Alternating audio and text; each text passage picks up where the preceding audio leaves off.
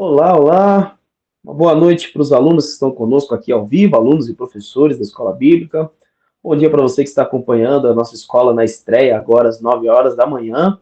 Semana passada a gente teve um problema para subir o vídeo ali, e aí não subiu no horário. Mas está lá, está na plataforma. Você não acompanhou, pode acompanhar lá. Está numa playlist como Doutrinas Bíblicas, Razões da Fé. E é sobre isso que a gente está falando nesse trimestre. Está aqui, ó, nossa revista dos adultos, né? Doutrinas Bíblicas, Razões da Nossa Fé. E estamos trabalhando um pouquinho, conhecendo um pouquinho mais sobre a doutrina dos cristãos da Igreja Batista. Então a gente está aqui falando sobre a doutrina da nossa denominação, sobre o que nós cremos, qual é a base da nossa fé. Nós já falamos sobre a palavra de Deus, sobre as Escrituras Sagradas, falamos sobre Deus e o Deus Trino, né, o Deus e sua Trindade, como nós vimos na semana passada, e hoje nós vamos falar sobre o ser humano e o pecado. Então, dois elementos aqui em que nós conhecemos e nós temos ali o entendimento e a definição segundo a palavra de Deus e o que isso implica nas nossas vidas, né? Então, quero convidar um dos alunos para ler para mim o texto base de hoje. Está lá em Romanos, capítulo 8, versículo 37 a 39. Esse texto, né, enquanto os irmãos estão aí abrindo, esse texto ele vai contar um pouquinho do final da aula, né? Ele vai contar da definição que a gente vai trabalhar lá no finalzinho. Mas Mas, dê uma olhada aí, pode ler. mas em Romanos 8, 37 a 39, certo? Isso. Mas em todas estas coisas somos mais que vencedores por meio daquele que nos amou. Pois estou convencido de que nem a morte, nem a vida, nem os anjos, nem demônios, nem o presente, nem o futuro, nem quaisquer poderes, nem a altura, nem a profundidade, nem qualquer outra coisa na criação será capaz de nos separar do amor de Deus que está em Cristo Jesus, nosso Senhor. Muito bem. Vocês vão entender o porquê desse texto no final da nossa lição. Mas eu quero te fazer uma pergunta, e aí os alunos, se quiserem aí abrir, falar alguma coisa, fica à vontade. Se não, só se quiser acenar com a cabeça, pode acenar só com a cabeça também. Mas você já fez alguma escolha sem pensar que você pagou um preço muito alto? Tomou uma decisão e aí quando você foi ver, o preço era grande demais e você teve que pagar um preço alto? O pessoal aí da sala já teve alguma vez tomou uma decisão rápida e já Sim, foi, com Matheus? certeza. Sim, sim. Às Já? vezes é emoção, né? Às vezes a gente fica emocionado e acaba errando, né? E se arrepende depois. Certo. Eu já Pastor Salomão. comprei, eu já comprei algo que eu queria comprar aqui no Brasil e caí num dos maiores golpes que eu já levei, né? Depois de ter conhecido o local, ter apresentado tudo como se fosse dele, descobri que eles tinham mais de 2.000 processos e não houve como deixar de pagar todas as prestações da entrada, né? O restante eu não paguei, mas o da entrada não teve como fugir e perdi uma grande soma de dinheiro num golpe. Eu ainda não tive nenhum grande prejuízo financeiro. Tive sim consequências de algumas escolhas, mas recentemente eu vendi um certo objeto aqui, uma fita de videogame. Vendi uma fita de videogame antigo numa loja. E aí depois eu fui nessa loja e eu vi o vendedor vendendo literalmente pelo dobro do valor. Então, no meu caso, não foi algo que eu comprei sem pensar. Eu vendi sem pensar. Eu falei, olha só, eu podia. Aliás, não foi o dobro, não, gente. Uma fita foi, mas foi mais de uma. Olha, foi acho que mais do que o dobro do valor, viu? Que eu perdi nessa negociação. Mas a gente muitas vezes toma decisões precipitadas e por conta disso a gente paga um preço alto ou tem um grande prejuízo, né? E a gente vai entender um pouquinho sobre isso ao longo da nossa lição. Nós vamos falar hoje sobre o ser humano e o pecado. Vamos falar primeiro separadamente sobre esses dois aspectos e depois entender como um influenciou o outro e como outro influencia ao ser humano, o pecado influencia ao ser humano em cada uma dessas situações e como isso realmente trouxe uma grande diferença e uma diferença ruim para nós, né, para a humanidade. Quero conversar com vocês um pouquinho primeiro sobre a criação do ser humano. Então a gente vai falar sobre o ser humano na sua composição, na sua criação e entender o que a Bíblia define sobre criação. Então abra sua Bíblia em Gênesis capítulo 1, versículo 26 e versículo 27.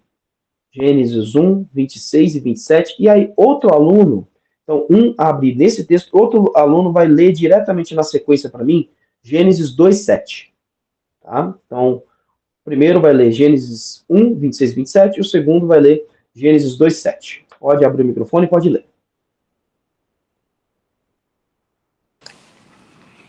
Depois Deus disse: façamos o ser humano à nossa imagem e semelhança, que ele domine sobre os animais marinhos, sobre as aves do céu, sobre os animais domésticos da terra e sobre os répteis que se movem pelo chão. Assim Deus criou o ser humano semelhante à sua imagem. A imagem de Deus o criou. Homem e mulher o criou. Então o Senhor Deus formou o homem do pó da terra e soprou nas suas narinas o fôlego da vida. E o homem se tornou um ser vivente.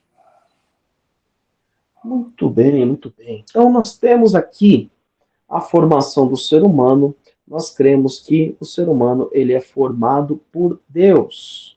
E se você for olhar aqui, quem tem essa revista aqui, quem está acompanhando, né, a revista que a gente usa, você vai ver que o nome da lição está O Homem e o Pecado. E aí eu mudei o título para O Ser Humano e o Pecado. Por quê? Quando a gente fala do homem na Bíblia, principalmente no Antigo Testamento, de uma maneira geral, a gente está usando uma expressão antiga que se referia à humanidade. Então, se substituía o homem pela humanidade, e não só o ser humano do sexo masculino. Até aqui, há um aspecto que a gente tem que entender. Porque o texto bíblico nos diz aqui, se você ler na versão mais antiga, façamos o homem à nossa imagem, conforme a nossa semelhança. Aí você pode pensar, então, o pastor cristiano do sexo masculino, ele foi formado por Deus conforme a imagem e semelhança de Deus. E não a irmã Emilce ou a irmã Enedina estão com a gente aqui, ou a Cíntia que estão com a gente aqui, porque elas são mulheres. Não, a gente tem que entender exatamente o que o texto está dizendo. A palavra que ele usa para homem aqui é uma palavrinha muito curiosa. Tanto, olha, no comecinho, Gênesis 1, 26, ele diz, façamos o homem. A nova tradução na linguagem de hoje ajuda bastante, porque a que Mateus leu, diz o ser humano. E aí depois vai se repetir no versículo 27. Então então criou Deus o homem, e a expressão que vai estar lá na linguagem de hoje é o ser humano. A sua imagem, criou Deus o homem à sua imagem, a imagem de Deus o criou. Aí, depois diz, homem e mulher os criou. Na sua Bíblia, ali, se você tiver na linguagem de hoje, aí vai estar homem e mulher mesmo. Por que que tem essa mudança aqui na tradução? A palavra homem ali no façamos o homem e criou Deus o homem, não é bem homem do sexo masculino, é ser humano ou humanidade. A expressão no hebraico é Adam. E aí você deve conhecer como Adão. Adão, na Bíblia, tem dois sentidos.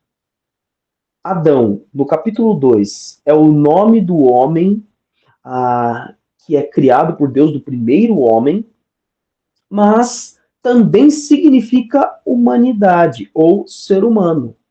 Então Deus formou a humanidade à sua imagem e semelhança. Por isso que o homem e a mulher são a imagem e semelhança de Deus. E aqui na segunda parte do versículo 27, onde ele diz a imagem de Deus o criou, homem e mulher os criou, a expressão não é mais Adam, a expressão é Ish e Isha, que seria ser humano do sexo masculino, ser humano do sexo feminino, e bem ao pé da letra é macho e fêmea. macho e fêmea, já que nós tínhamos ali todas as espécies de animais criadas, então você vai ter ali, por exemplo, o hipopótamo, é uma palavra comum de gênero, então hipopótamo macho, hipopótamo fêmea. Vamos ver outro animal que tenha um comum de gênero aqui. Girafa.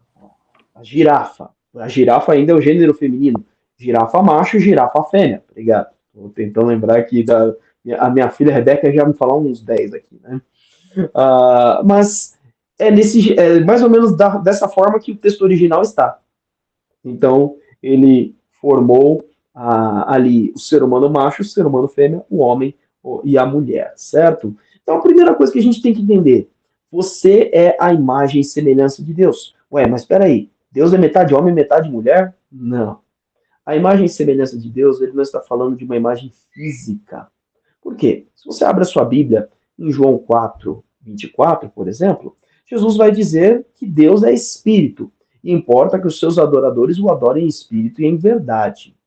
Então, Deus ele não tem uma forma material corpórea aqui, desse jeitinho que a gente está aqui. Não é essa imagem que nós somos semelhantes a Deus. Nós somos semelhantes a Deus em espírito e nós somos semelhantes a Deus nos seus atributos. A teologia sistemática usa a expressão atributos comunicáveis, por exemplo, que é aquilo que Deus tem, que nós podemos ter também.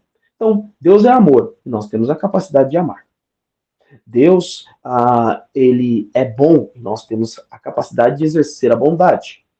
Agora, Deus é onipotente. Esse é um atributo que não se comunica com a gente, porque nós não somos onipotentes. Nós temos até algum tipo de poder. Né? Tenho poder para fazer algumas coisas, mas eu não tenho todo o poder. Deus é onipresente. Nós não somos onipresentes. Então, há atributos que Deus colocou para que nós fôssemos semelhantes a Ele.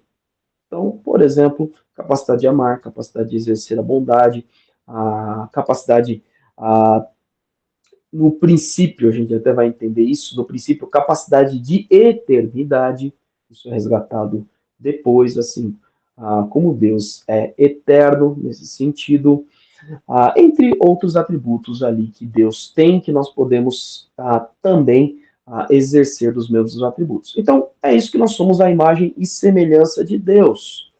O que é muito importante no primeiro ponto, todo e qualquer ser humano, toda e qualquer pessoa é a imagem e semelhança de Deus. Quando você está maltratando alguém, você está maltratando alguém que é semelhante ao seu Criador. Você está maltratando, você está ofendendo, você está agredindo, você está difamando ou falando mal de alguém que é a imagem e semelhança de Deus. Então, Deus ele faz toda a humanidade a sua imagem conforme a sua semelhança para que nós vivêssemos como ele vive, existíssemos como ele existe. Mas as coisas não foram desta forma. E a gente tem que ter em mente isso em primeira e qualquer situação.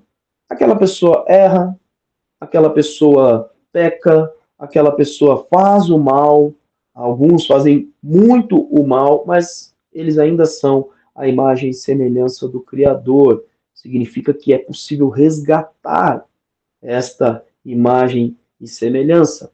O versículo 7 do capítulo 2, ele dá literalmente um zoom.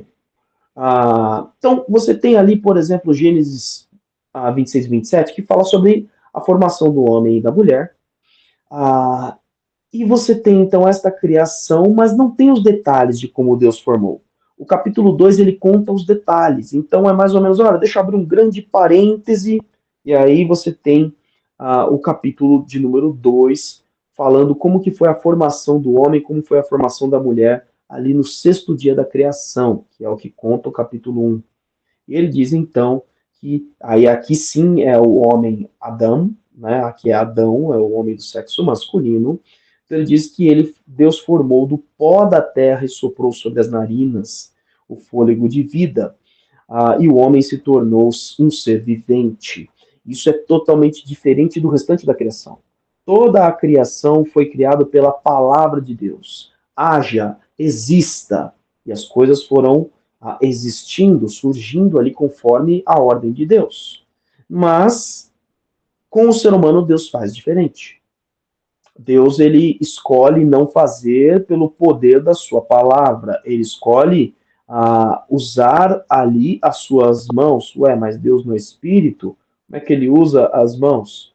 A Bíblia é cheia de expressões humanas, né, para a gente conseguir ter uma compreensão ali do que Deus estava fazendo. Tá? Então, e não só sobre o ser humano, muitas vezes há textos poéticos que vai falar que Deus nos colocou debaixo de suas asas. Né? Então, há várias expressões ali. Deus, então, ele forma o homem do pó da terra. A gente era um monte de estatuazinha de barro, aliás, Adão era uma estatuazinha de barro, e Deus é que dá a própria vida. E a expressão aqui é o espírito de vida. Então, o sopro de vida, o próprio espírito de Deus é soprado, concedendo vida a Adão, por consequência, concedendo vida a nós. Então, isso é uma coisa que eu tenho que ter certeza. Você é criado à imagem e semelhança de Deus. Você não é um acidente. Você não é um erro. Quando você abre, por exemplo, em Jeremias, capítulo 1, se você for ler ali os versículos 2 e 3, Deus está falando com Jeremias, dizendo, olha, antes de você ser formado no ventre da sua mãe, eu te escolhi e te designei profeta das nações. Então Deus sabe todos os que existirão antes de existirem. Ele traz a existência. Isso aí não mudou, viu? Apesar de a gente usar uma expressão ruim, né? Gravidez por acidente. Para Deus não há acidentes. Pode ser que você não tenha sido planejado pelos seus pais, mas por Deus você foi. Pode ser que você não tenha sido desejado, mas por Deus você foi. Porque Ele te formou. E Ele te formou, a Bíblia vai usar a expressão na eternidade. Antes mesmo de que existisse a criação, você já existia ali no coração de Deus. Deus já tinha tudo isso preparado para você. Então, entenda isso. Você não é uma pessoa sem valor. Você não é uma pessoa que surgiu pelo mero acaso. Aí não é aquela busca dos paralamas do sucesso. O acaso vai me proteger enquanto eu andar distraído. Com Deus não há acasos. Tá? Então a gente tem que ter isso daqui em mente, e esse é o primeiro aspecto fundamental. O segundo aspecto é que Deus forma o homem e a mulher, e aqui nós temos que entender uma coisa: não há superioridade em relação aos dois. O homem é superior à mulher, a mulher é superior ou inferior ao homem. Tem até várias outras piadinhas que se faz hoje em dia, que o homem foi o rascunho e a mulher, então, foi a obra de arte. Né? Não. Deus forma o homem e a mulher diferentes para que eles se complementem. Toda a criação é assim, principalmente no reino animal. Há sempre o macho e a fêmea, e Deus faz de propósito. Lembre-se que você é a imagem e semelhança de Deus. Sabe algo mais que você é a imagem e semelhança de Deus? E por que a humanidade, os seres humanos são, e não só você especificamente? Por quê? Deus, ele é um Deus trino, certo? Ele é Pai, Filho e Espírito. Ele é singular e plural. Como é isso? É só Deus. Mas, ao mesmo tempo que ele é um Deus singular, ele é três pessoas. E não dá para usar a expressão eles são. Não dá para conjugar. O verbo vai ser conjugado errado mesmo. Ele é três pessoas. Ele existe em três pessoas. E olha que interessante. Deus, ele forma a humanidade onde a humanidade não pode sobreviver, prosseguir, se não existir, no mínimo, dois. E dois diferentes. O homem e a mulher.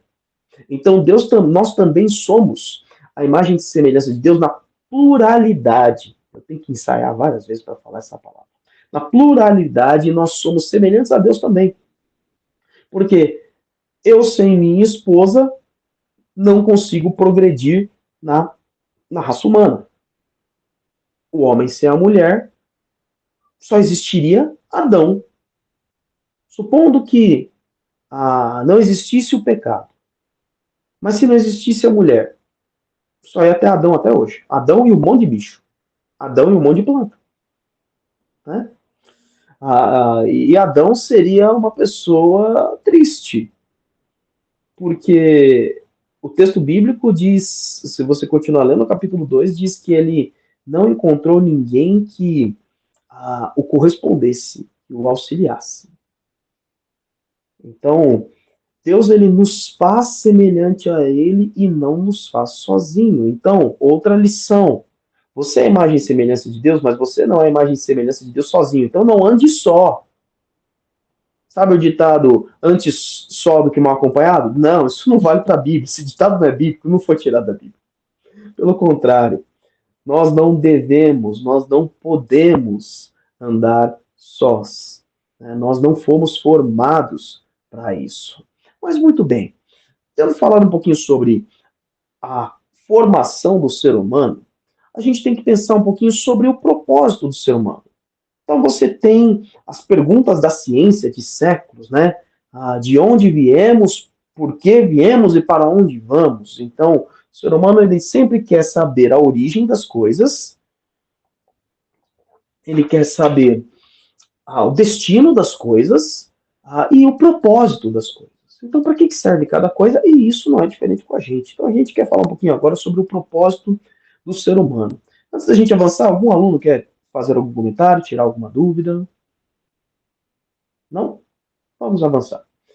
Muito bem. Abram as Bíblias para mim em Salmos, capítulo 19, versículo 1 e 2. Salmo 19, verso 1 e 2. A gente vai entender o propósito do ser humano. Quem achou, pode ler.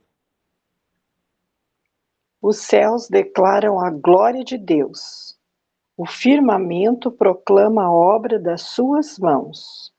Um dia fala disso a outro dia.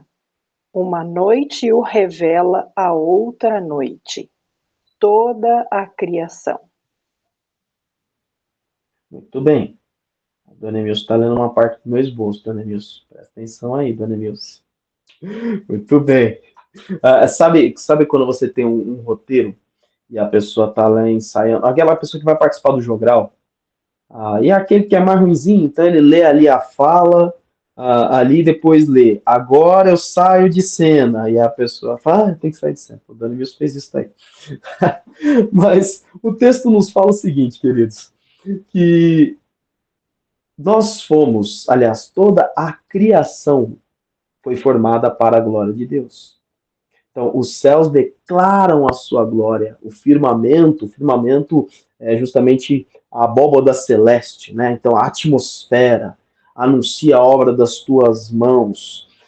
É muito interessante, o Salmo 19, ele vai justamente nos convocar a tudo que tem fôlego, louve tudo que respira, né? Então, o texto vai nos mostrar que toda a criação foi feita para o louvor, para a glória de Deus. Não que Deus precisasse tivesse a necessidade de qualquer louvor ou glória. Lembre-se, nós aprendemos isso na aula passada. Deus ele já é completo em si. Ele não tem necessidade de nada. Então, ele forma todas as coisas por amor, mas também tudo é para a sua glória. E isso não é diferente com o ser humano. Nós somos parte da criação. Nós somos ali chamados algumas vezes de a coroa da criação, aquele que vai, a cereja em cima do bolo, né? Aquele que vai trazer ali toda a completude, a obra-prima ali do que Deus faz. E não, conosco não é diferente. Então, se você abre a Bíblia em Isaías 43:7, ele é dito assim: todo o que é chamado pelo meu nome, a quem criei para a minha glória, a quem formei e fiz. Então, todos os seres humanos são formados para a glória de Deus. Ou seja, se você não sabia de onde você vinha, ou de onde veio o ser humano, agora você já sabe. Se você sempre quis saber por que você está nesse mundo, para que você existe, por que você nasceu, ou por que Deus te formou. Ele te formou para a glória dele. Este é o seu propósito, esse é o nosso propósito como seres criados por Deus, como pessoas, viver para a glória de Deus. E aí, então, a gente precisa entender agora, mas tá bom, já entendi. Eu fui formado por Deus, meu propósito é viver para a glória de Deus, mas como é que eu vivo esse propósito? Como é que eu vivo para a glória de Deus? E aí a Bíblia vai nos dar os caminhos necessários, os caminhos fundamentais para nós vivermos para a glória de Deus. Primeiro de tudo, eu devo viver para a glória de Deus em tudo que eu fizer. E quando eu estou dizendo em tudo que eu fizer, é algo não intencional, muitas vezes. É o seu cotidiano. Por exemplo, eu estou aqui toda hora dando aula, no cotidiano, e tomando água. Você quer ver como é tão simples assim mesmo, tomar água para a glória de Deus? Como assim? Abre sua Bíblia em 1 Coríntios 10, 31. Eu vou pedir a um dos alunos para ler para mim. 1 Coríntios, capítulo 10, versículo 31. Quem achou, pode ler. Assim, pode ler, amor. Assim, quer vocês comam, bebam ou façam qualquer outra coisa, faça tudo para a glória de Deus. Não preciso dizer mais nada, né? Mas olha que interessante. Viver para a glória de Deus é qualquer coisa, desde o tomar água. Inclusive, se a gente não toma água, muita água, a gente acaba gerando. Olha, o nosso corpo acaba gerando uma pedra no rim. Nós temos problemas de filtragem ali no rim, né? E vários outros problemas. Temos problemas no funcionamento do intestino, no funcionamento do próprio cérebro também. Vários outros aspectos. Hoje eu não estou com ninguém da saúde na classe, né? Até pedi para dar uma palestra aqui. Mas vários aspectos. Então, o cuidar da criação de Deus, no caso do seu corpo, é também viver para a glória de Deus. E nós temos que entender que todas as coisas que nós fazemos, elas devem glorificar a Deus. A criação faz isso o tempo todo. Então, o céu proclama a glória de Deus simplesmente sendo o céu. O pássaro que canta pelas manhãs, canta à tarde, ele canta para a glória de Deus. Ele está fazendo aquilo que Deus fez ele para fazer. Então, quando nós entendemos o nosso propósito e vivemos o nosso propósito, nós estamos já vivendo para a glória de Deus, fazendo aquilo que Deus nos criou para fazermos, né? Um outro aspecto que a gente tem que entender é que não só em tudo, no nosso cotidiano, mas também no conhecer. Conhecer a Deus também é viver para a glória de Deus. Aliás, faz parte ali, não pode ser um ou outro, tem que ser os dois. Então, abra a Bíblia em Jeremias, capítulo 9, versículo 23 e 24. Esse foi um texto que a gente meditou há 2 semanas atrás, 2 quintas-feiras atrás. Não lembro o dia, mas você pode procurar lá a glória que vale, o orgulho que vale a pena.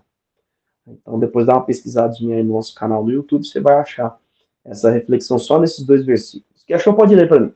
Jeremias 9, 23 e 24.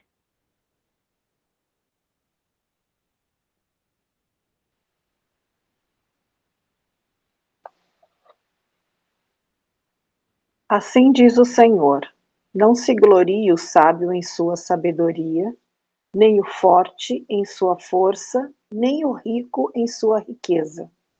Mas quem se gloriar, glorie-se nisto, em compreender-me, em conhecer-me, pois eu sou o Senhor e ajo com lealdade, com justiça e com retidão sobre a terra. Pois é dessas coisas que me agrado, declara o Senhor. Muito bem. Viver para a glória de Deus é conhecer a Deus. Então, É uma pergunta que você poderia fazer ali, né? A gente começou fazendo essa pergunta, né? Como eu posso viver o meu propósito? Bom, você precisa conhecer o Senhor do seu propósito. E aqui o próprio Deus, ele já vai revelando quem ele é. Nesse texto aqui, ele já revela dois aspectos dele. Pois eu sou o Senhor e ajo com lealdade, com justiça e com retidão. Então você vê um Deus que é justo, um Deus que é leal ou fiel, um Deus que é reto, quer dizer, um Deus que não erra, que não entorta o seu caminho ou sai da direção correta, ele sempre está na direção correta e destas coisas ele se agrada da lealdade, da justiça e da retidão. Então aqui você já até consegue perceber forma de se viver para viver para a glória de Deus. Então ele diz, olha, se você for se gloriar de alguma coisa, se você for contar vantagem para os outros, diga que você tem me conhecido. Viver para a minha glória, viver para a glória de Deus, ele está dizendo, é me conhecer. Isso é tão forte. Se você acha que é algo para este tempo e para essa vida, não é. Isso é para a eternidade. Se você abre a sua Bíblia em João 17:3, Jesus descreve o que é a vida eterna. A vida eterna é esta, que conheçam a ti, o único Deus, e a Cristo Jesus, a quem enviaste. Então você vai passar a eternidade conhecendo a Deus. Nossa, mas a eternidade não é muita coisa, não? Será que eu não vou ficar enjoado? Será que eu não vou um dia saber tudo sobre Deus? Deus é eterno e infinito. Então isso responde a sua pergunta. Não, você nunca vai descobrir todos os aspectos. Olha, a pastor Sonovi contou uma história ali na semana passada sobre o meu avô. Meu avô que conviveu com a minha avó por só de casado foram 68, mas de namoro acho que foram 7 anos, foi isso, pai? 7 anos. Então, nós temos aí 75 anos de relacionamento de um homem conhecendo a mulher intimamente e vivendo bem, tá? E agora eu vou dizer porque eu acompanhei esse casamento, era um casamento que não tinha esse fingimento na frente dele, das pessoas, eles eram por trás das câmeras eram outros. Não, casamento autêntico, muito bem vivido. E meu avô, nessas últimas semanas, estava ali compartilhando, quando estava lendo ali as cartas que ele e minha avó escreviam um para o outro. Olha, eu estou conhecendo uma esposa que eu não conhecia. Então, se já com o ser humano a gente vai descobrindo aspectos tão diferentes, imagine o Criador de todas as coisas, o Deus eterno, infinito, invisível, mas real, o Deus que é imortal. Então, este é um outro aspecto para você viver para a glória de Deus, viver nesse propósito. Sempre, todos os dias, constantemente, busque conhecer a esse Deus. Se você parar, se em algum momento você falar, pronto, já conheci tudo. Eu já li a Bíblia. Vou pegar aqui o exemplo do pastor Pedro, um dos pastores aqui de nossa igreja. O pastor Pedro foi membro fundador da nossa igreja, ele tem 99 anos. Então, está conosco aqui, está firme e forte, e ele vai terminar esse ano a sua 100ª vez que ele leu a Bíblia. Então, ele já está terminando aí já terminou, né? O pastor Solovio falou que já terminou. Já terminou, ele está entrando na 102ª. Já leu 101 vezes a Bíblia. O pastor Pedro, ele com os seus 99 anos, tendo aí 70 anos de vida com Cristo, ele entendeu que ele não conheceu tudo do seu Deus, que ele ainda não sabe de tudo, então ele não para de conhecer mais, ele não para de buscar na palavra de Deus, de conversar com esse Deus através da oração, porque ele entendeu isso. Nunca você vai receber, a gente brinca aqui, nunca você vai receber um diploma da escola bíblica, porque nessa escola você não termina. Você vai sendo formado em que você vai sendo graduado, vai passando aqui, cada vez vai passando uma série, mas as séries aqui não tem fim não, viu, gente? Tem gente que já está na 30ª série da escola bíblica dominical, tem gente que já está na 90ª série. né? E assim por diante. Não termina, essa escola não termina, você sempre vai conhecer mais de Deus. E isso vai te colocar cada vez mais dentro deste propósito. Terceiro aspecto sobre viver o propósito de Deus, viver para a glória de Deus, é fazer a vontade de Deus. Então, abre a Bíblia em Efésios 2:10. Efésios, capítulo 2, versículo 10. Quem achou, pode ler.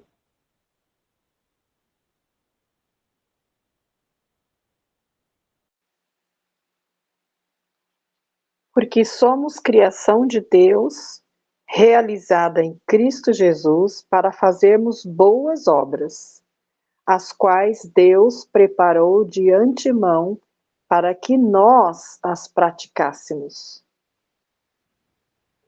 Muito bem, se antes nós falamos sobre a vida não intencional, o seu cotidiano, coisas que você faz no automático, coisas que você faz no dia a dia, coisas que você precisa fazer, nós agora falamos sobre a intencionalidade, coisas que você deseja fazer. E aí, então, a Bíblia diz, olha, você foi formado também para fazer a vontade de Deus. Quando ele diz aqui, olha, nós somos criação de Deus realizados para fazermos boas obras, toda vez que você ler fazer boas obras aqui, não limite apenas o fazer uma boa ação, como a gente usa hoje em dia. O tradicional, ajudar a velhinha a atravessar a rua, ou ajudar alguém com as compras do mercado, ou as crianças, né, a lavar a louça em casa, né, que a gente falava para as crianças arrumar a sua cama, ou dar uma doação, um donativo para alguém. Isso tudo é fazer a obra de Deus? É, mas não é só isso.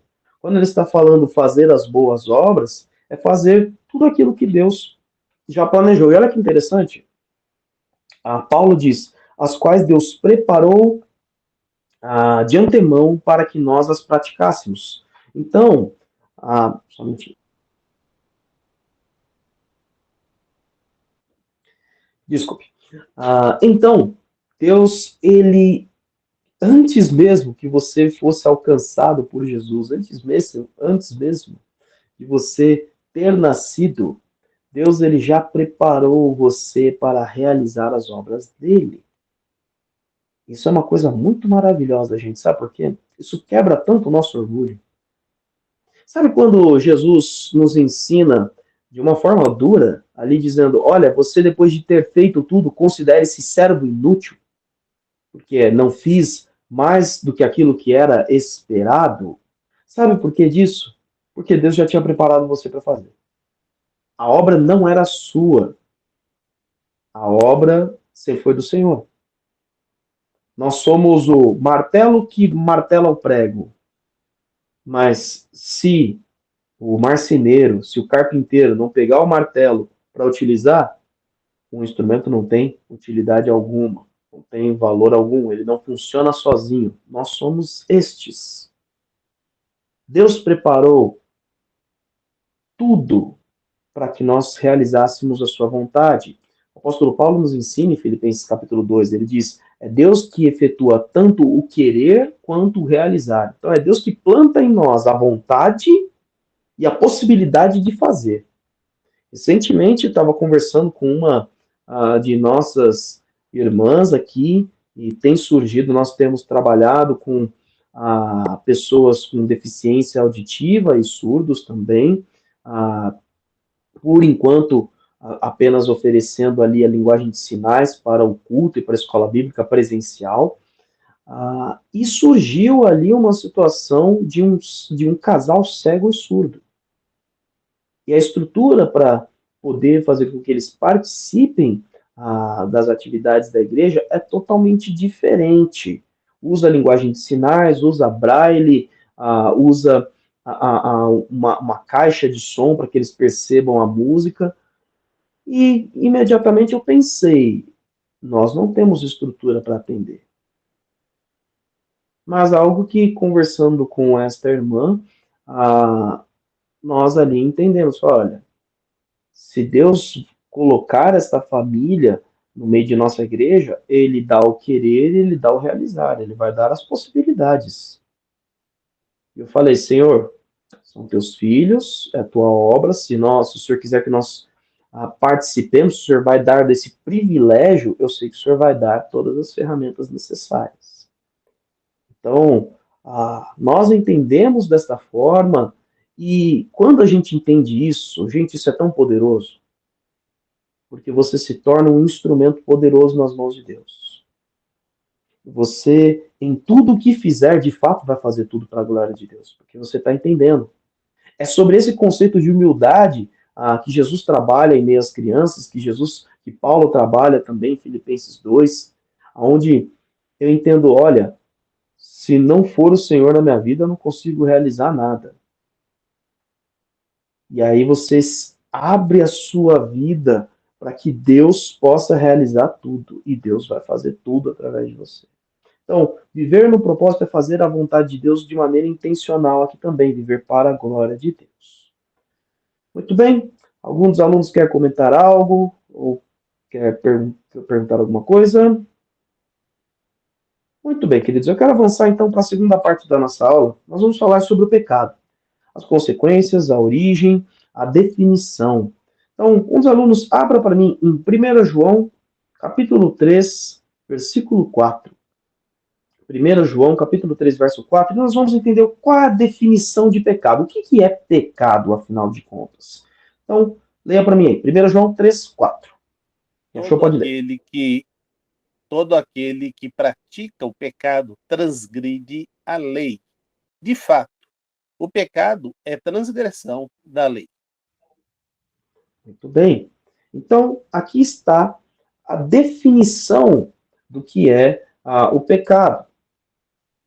É quebrar a lei, é não seguir a lei. E aí você pode pensar, se você conhece um pouquinho mais de Bíblia, você pode falar, mas espera aí, essa lei aqui, que ele está falando, é a lei de Moisés, não é? A partir ali dos 10 mandamentos, de Êxodo 20 e todas as demais, ali são, num corpo de leis ali são cerca de 600, um pouco mais de 600 leis no total, nos primeiros 5 livros da Bíblia. Então, antes da lei não havia pecado. Já que o pecado é a transgressão da lei, a gente tem que entender que a lei não se limita só aos 10 mandamentos. A lei, ela se dá em tudo que Deus diz para fazer ou não fazer. Então, por exemplo, a gente vai ler daqui a pouco, já deixa preparado aí, pessoal, Gênesis capítulo 3, nós vamos ler do versículo 11 ao 19, tá? Então deixa a sua Bíblia aberta, já eu peço para vocês, tá? Uma das coisas que a gente tem que ter em mente é que quando Deus fala algo para nós fazermos e nós não fazemos, isso já é transgressão da lei. Não precisa ter um código de lei escrito. Deus disse para fazer e não é feito. Nós transgredimos, nós podemos transgredir a lei, nós podemos quebrar a lei, pecar no nosso pensamento, nas nossas ações, nas nossas palavras, mas também nas nossas omissões. Tiago, ao escrever a sua carta, ele diz ali, olha, se você pode fazer o bem e não faz, você comete pecado. Então, o pecado não é só matar, mentir, ser desonesto, falar palavrão, adulterar. O pecado não é só isso. Não é não fazer as coisas. Os 10 mandamentos têm muito não matarás, não furtarás, não desejarás a mulher do próximo. Mas não é só de não fazer. Há coisas para se fazer também. Por exemplo, se você vai pegar exemplos ali da lei em Israel, ele falava, olha, era uma ordem você cuidar do órfão, da viúva e do estrangeiro. Não poderia haver naquela nação injustiça social. Olha, queridos, se na tua nação, se do seu lado, se o teu vizinho, se a pessoa próxima a você está sofrendo com injustiça social e você não faz nada, você está pecando. Se você pode abençoar alguém, Deus te deu condição para abençoar alguém, e você não faz, você está pecando. Se Deus diz para você ir para algum lugar, fazer alguma coisa, e você não faz, você está pecando. Então não é só fazer aquilo que nós enxergamos como o mal, mas deixar de fazer o bem é pecado. Vamos entender qual foi a origem do pecado na criação, qual foi a origem do pecado para os seres humanos. Leia para mim Gênesis 3, do versículo 11 ao versículo 19. Um recorte aqui do capítulo. Pode ler. Quem disse que você estava nu? Perguntou o Senhor Deus. Você comeu da fruta da árvore da qual eu proibi de comer? O homem respondeu, foi a mulher que me deste por companheira que me ofereceu a fruta da árvore, e eu comi. Até onde, pastor? Até o 19, pode ir. Então o Senhor Deus perguntou à mulher, por que você fez isso? Respondeu a mulher, a serpente me enganou e eu comi. Então o Senhor Deus dirigiu-se à serpente. Este é o seu castigo, você será a única a ser amaldiçoada entre todos os animais domésticos e entre todos os animais selvagens. Você terá de rastejar sobre o seu ventre e comerá pó todos os dias da sua vida. De agora em diante, você e a mulher serão inimigas. O mesmo ocorrerá entre a sua descendência e a descendência dela. O descendente da mulher esmagará sua cabeça e você ferirá o calcanhar dele. E o Senhor Deus disse à mulher, você terá muitas dores durante a gravidez. Com sofrimento você dará à luz a filhos. Apesar disso, seu desejo será para o seu marido e ele a dominará. Ao homem ele disse, visto que você deu ouvidos à sua mulher e comeu aquela fruta que eu disse para não comer, o solo da terra será maldito por sua causa. Você precisará lutar todos os dias da sua vida para tirar da terra o seu sustento. Ela também produzirá espinhos e ervas daninhas, e você precisará alimentar-se das ervas do campo. Você precisará suar para que a terra produza o seu alimento, até que volte para a terra, da qual você foi formado, pois você foi feito da terra, e a terra voltará. Muito obrigado, Mateus. Muito bem, queridos. Aqui a gente vê a origem do pecado. Então, até o capítulo 2, nós vemos a criação do homem, o convívio do homem no jardim, o relacionamento do homem e da mulher, tudo isso está até o capítulo 2. No capítulo 3, Adão e Eva, começando por Eva, são tentados pela serpente. Eva é tentada, Eva come do fruto que Deus proibiu que ela comesse, que é chamado de o fruto do bem e do mal. Olha, não é uma maçã, tá? A gente não sabe o que é o fruto. Maçã é coisa do cinema, é coisa de pintura medieval, tá? Então a gente não sabe. Mas comeram do fruto desta árvore, e depois ela dá ao marido, o marido também desobedece, ele também come do fruto da árvore. O primeiro pecado cometido é o pecado da desobediência. E então isso vai gerando consequências. O pecado então surge por nós já no primeiro casal, já com os dois primeiros seres humanos da Terra. E isso vai gerar consequências, e isso vai gerar continuidade. O pecado não parou ali em Adão e Eva. O pecado foi progredindo porque cada ser humano nascia com o que a gente chama de natureza pecaminosa. Davi, ao escrever um dos Salmos, ele diz: em pecado minha mãe me concebeu, ou fui concebido pela minha mãe. Então, nós já nascemos em pecado, nós já nascemos com o pecado, nós já nascemos com uma natureza disposta a fazer o mal. A gente vai entender isso em alguns textos bíblicos. Então, por exemplo, Romanos 5,12. Portanto, da mesma forma como o pecado entrou no mundo por um homem, e pelo pecado a morte, assim também a morte veio para todos os homens, porque todos pecaram. Então, gente, nós temos aqui a primeira grande consequência, a morte. E aqui não é só uma morte física, é uma morte eterna. Você lê Romanos 3:23, é dito que todos pecados e separados estão da glória de Deus. Eu diria que este é o principal, é o pior de todos. Nós fomos separados de Deus. E eu vou te dizer uma coisa. Deus é a vida. Quem está separado dele está morto. Então, é mais ou menos como o peixe fora da água. A água é a vida para o peixe. Ou qualquer ser vivo, terrestre, no ar. O ar é a vida para nós. Joga qualquer ser vivo fora da Terra para ver se ele sobrevive. Então, o ar é o que nos traz a vida, é o que mantém a nossa vida. Deus é quem mantém a nossa vida. Então, nós fomos separados de Deus, logo nós morremos. Morremos física e espiritualmente, que é chamado de a segunda morte. E foi trazendo outras consequências. Quer ver? Vamos revisitar aqui o texto de Gênesis 3, do 11 até o 19. Olha aqui, por exemplo, o versículo 16. Vamos ver, a primeira consequência é narrada ali para a mulher. Deus vai colocando a ordem ali dos primeiros que desobedeceram. Então, primeiro a serpente, depois a mulher, depois o homem.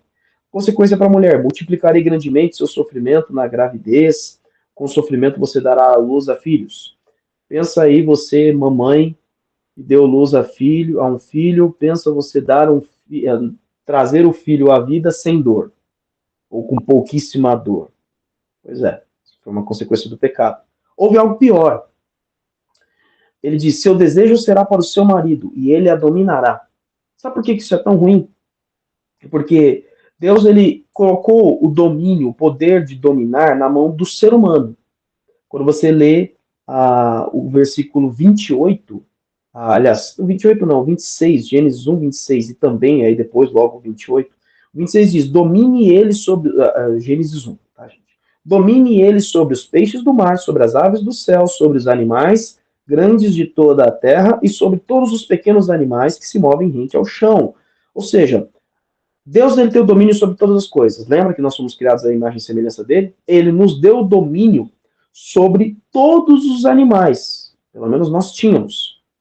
Percebeu que ele só falou animais, ele não falou ser humano? Não havia o domínio do homem sobre a mulher. Não havia o domínio do homem sobre outro homem. Tanto que você vai lendo os primeiros capítulos de Gênesis, aí você já começa a ver as cidades, os governos e os domínios surgindo e os subjugamentos, né? As pessoas sendo subjugadas por outras que eram mais fortes, tinham mais poder. Então, aqui o texto vai nos mostrando a consequência e traz essa consequência à mulher. Ainda é dado a consequência para a criação, para a terra. Olha, maldita é a terra por sua causa, versículo 17 de Gênesis 3. Com sofrimento você se alimentará dela todos os dias. Então, sabe a dificuldade que você tem para trabalhar, para você ganhar o que a gente fala, a gente usa aqui, né? Ganhar o seu pão. Ele diz aqui: olha, ela lhe dará espinhos e ervas daninhas e você irá se alimentar das plantas do campo. Com o suor do seu rosto você comerá o seu pão. Você já conseguiu imaginar que você não ficaria fadigado, cansado, insatisfeito, frustrado, toda vez que fosse trabalhar? Você já pensou que toda vez trabalho não é pecado não, tá, gente? Trabalho não veio por causa do pecado, não. Trabalho já existia, mas antes era algo totalmente prazeroso. E a alimentação não era resultado do trabalho. Você consegue entender isso? A alimentação, Deus ele tinha dito a Adão e a Eva no capítulo 1, olha, eu te dou todas as árvores do jardim, vocês podem comer de tudo. Ou seja, não era resultado do trabalho deles. O trabalho deles era cuidar do jardim. Mas eles não precisariam plantar, eles não precisariam se esforçar para conseguir o alimento. O trabalho era parte de quem eles eram. Hoje, e bom, depois do pecado e hoje, já é diferente. O alimento é uma recompensa do trabalho. Se eu não trabalhar, eu não como. Então, tudo se torna pesaroso. E aí nos é dado depois, pois você é pó, e do pó você foi tirado e ao pó você voltará. Então você tem essa consequência da morte. A continuidade, então isso prosseguiu depois com os filhos de Adão, os netos, bisnetos e assim por diante. Alguém lê para mim Romanos 3, de 10 a 12. Romanos 3, de 10 a 12.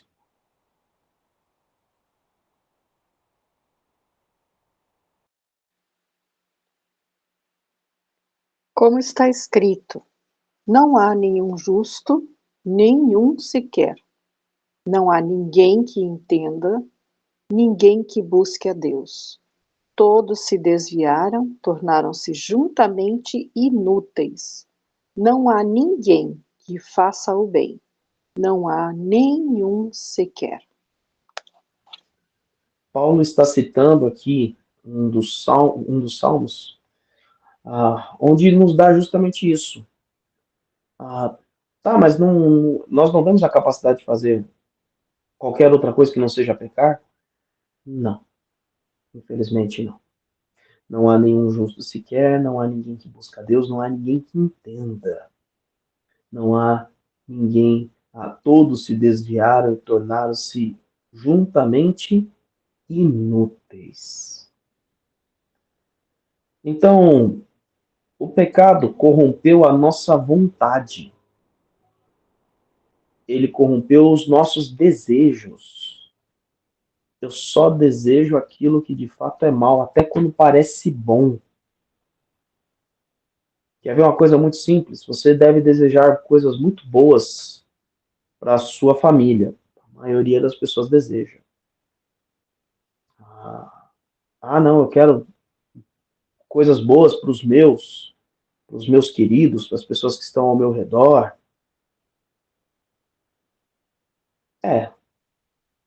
Mas e para os que não estão ao seu redor? E para aqueles que não são seus queridos? E para aqueles que você não conhece? Não, mas eu quero coisas boas para eles também. Quero coisas boas para todo mundo.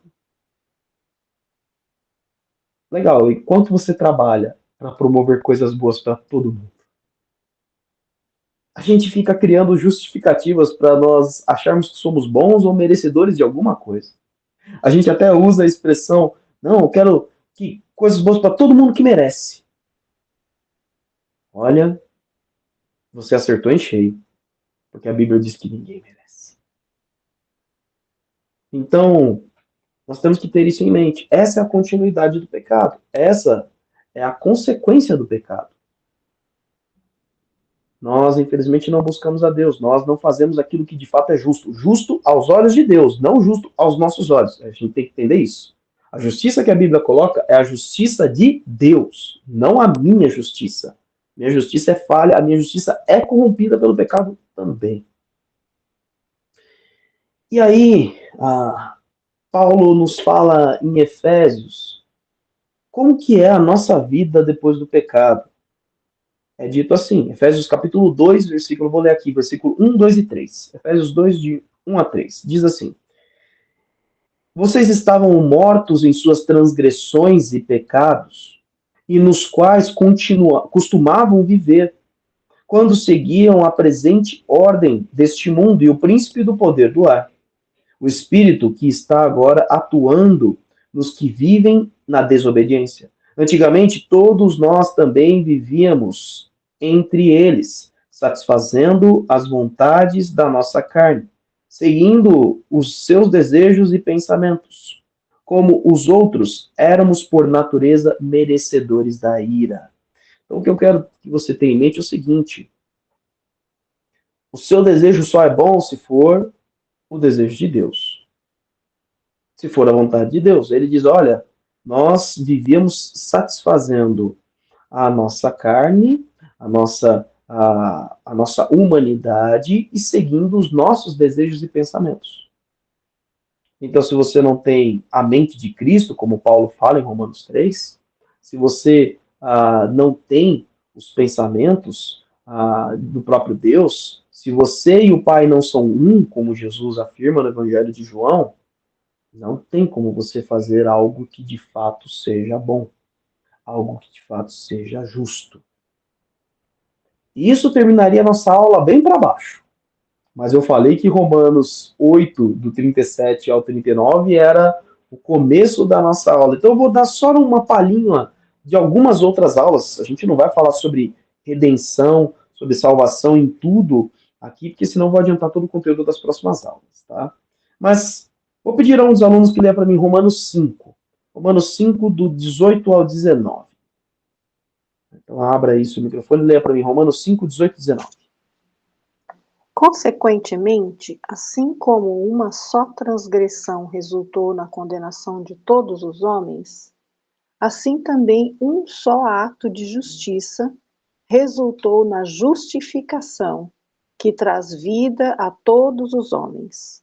Logo, assim como por meio da desobediência de um só homem, muitos foram feitos pecadores, assim também, por meio da obediência de um único homem, muitos serão feitos justos. Muito bem. Por causa de Jesus, você pode voltar a viver o seu propósito original. Por isso que nós começamos falando sobre a criação do homem, sobre o propósito do ser humano.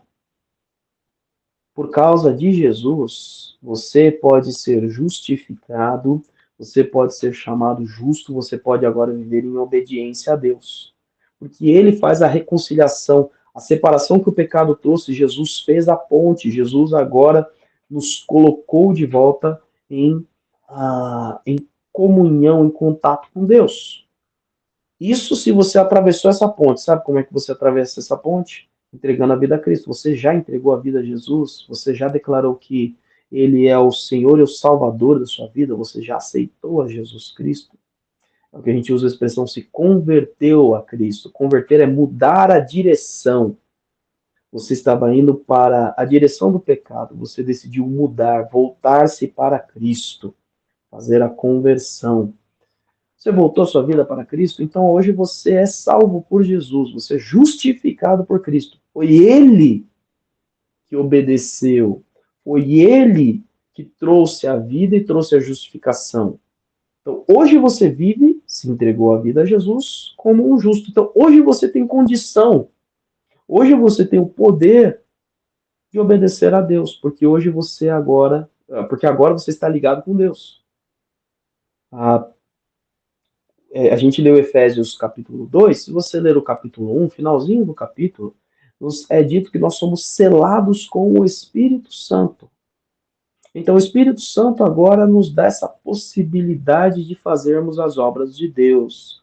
O Espírito Santo agora me dá a possibilidade de voltar ao meu propósito, de viver para a glória de Deus, de intencionalmente fazer tudo, ou aliás, não intencionalmente fazer tudo para a glória de Deus, de conhecer a Deus cada vez mais e de obedecer e de fazer a vontade de Deus de maneira intencional. Agora eu sou livre do pecado. E por que a gente começou essa lição dizendo que nada pode nos separar do amor de Deus? Porque o pecado, a única coisa que tinha poder para nos separar, ele não tem poder sobre Jesus Cristo. Então, em Jesus, vamos reler aqui os versículos 37, 38 e 39 de Romanos 8. Mas em todas estas coisas somos mais que vencedores por aquele que nos amou. Pois estou convencido que nem a morte, nem a vida, nem os anjos, nem demônios, nem presente, nem o futuro, nem quaisquer poderes, nem a altura, nem a profundidade, nem qualquer outra coisa na criação será capaz de nos separar do amor de Deus. Preste atenção nesse final. Que está em Cristo Jesus, nosso Senhor. Qualquer coisa seria capaz de nos separar do amor de Deus, se não fosse por Jesus Cristo. Nada, ninguém, coisa alguma, tem poder sobre Jesus. Tem poder de sobrepujar, de ser maior, de ser mais forte, de ser mais poderoso. Nem o pecado, nem a morte. Então, Cristo nos coloca de volta no nosso propósito. Querido, você que está acompanhando essa lição há um tempo, ou essas lições há um tempo, você que ainda não tem certeza da sua salvação, se você entregou a vida a Jesus Cristo. Cristo é o único caminho para você viver exatamente todo o propósito pelo qual você foi criado para viver. É só em Cristo que todas as dúvidas terminam. É só em Cristo que todos os propósitos são descobertos. É só em Cristo que verdadeiramente você conhece a Deus. Então, tome essa decisão se você ainda não tomou. E você que já tomou essa decisão, busque conhecer mais esse Deus para viver cada vez mais esse propósito de maneira intencional, um desejo profundo de fazer a vontade de Deus. Porque são essas coisas que agradam a Ele. Mas certamente são essas coisas que vão te fazer feliz.